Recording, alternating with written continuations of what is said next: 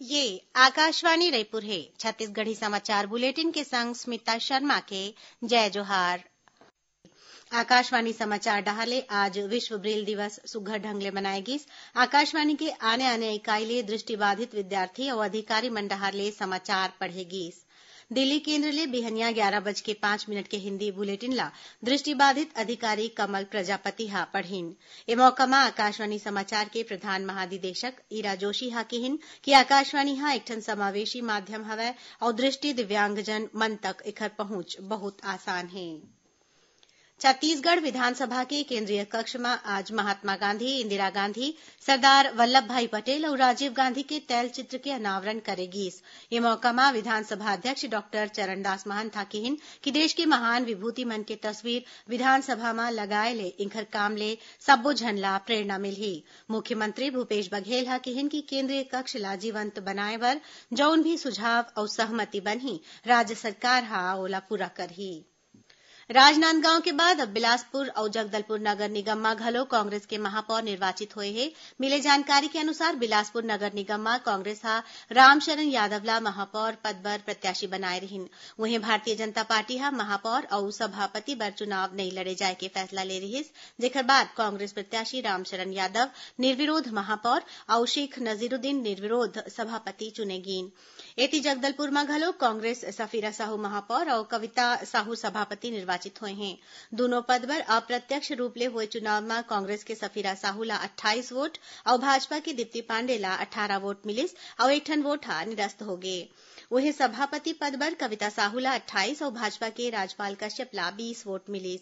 ओती राजनांदगांव में नवा चुने गे महापौर हेमा देशमुख और सभापति हरिनारायण धकेता के समर्थन में कांग्रेस हा विजय जुलूस निकालिस, जौन शहर के आने आने रद्दा ले निकलिस। प्रदेश में त्रिस्तरीय पंचायत चुनाव पर अभी तक करीबन 20,000 नामांकन पत्र भरे जा चुके हैं। मिले जानकारी के अनुसार सरपंच पद पर अभी तक 15,300, जनपद पंचायत सदस्य पर 3,613 और जिला पंचायत सदस्य पर 869 प्रत्याशी मन हा ऑनलाइन नामांकन दाखिल करे हैं। जांजगीर चांपा जिला में सबले ज्यादा 2,758 उम्मीदवार मन हा ऑनलाइन नामांकन भरे हैं। वहीं बेमेतरा जिला में सबले कमती 1,144 उम्मीदवार मन हा अभी तक नामांकन दाखिल करीन है।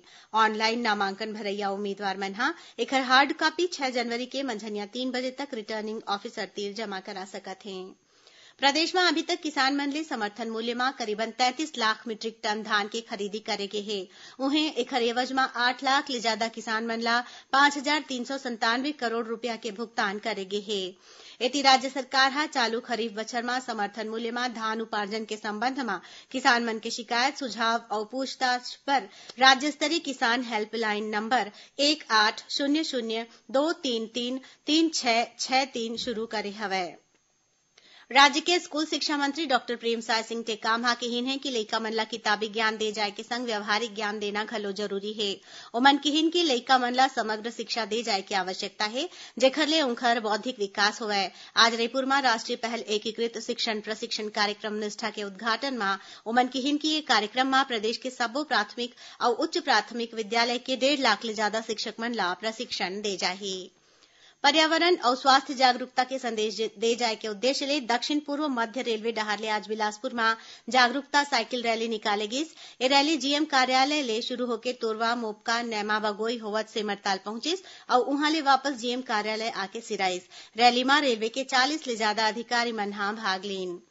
सुनैया मन ला बता दन कि आकाशवाणी समाचार डहारले काली बिहनिया 9:05 में जिले की चिट्ठी कार्यक्रम में महासमुंद जिला के कामकाज के बारे में जानकारी दे जाही। जिला प्रदेश के जम्मू आकाशवाणी केंद्र मन हा एक के संग्रह लेकर ही 19वां छत्तीसगढ़ सीनियर राज्य स्तरीय बॉल बैडमिंटन प्रतियोगिता काली ले भिलाई में शुरू हो गया हवय। प्रतियोगिता में पुरुष और महिला वर्ग ले 32 ठन टीम हिस्सा लेवत है। एमा बीएसपी और एनएमडीसी की टीम घलोक शामिल है। प्रतियोगिता के समापन काली 5 जनवरी के होही। चयनित प्रतिभागी 24 जनवरी ले मोतिहारी में राखे गए यूथ नेशनल चैंपियनशिप में भाग लिही।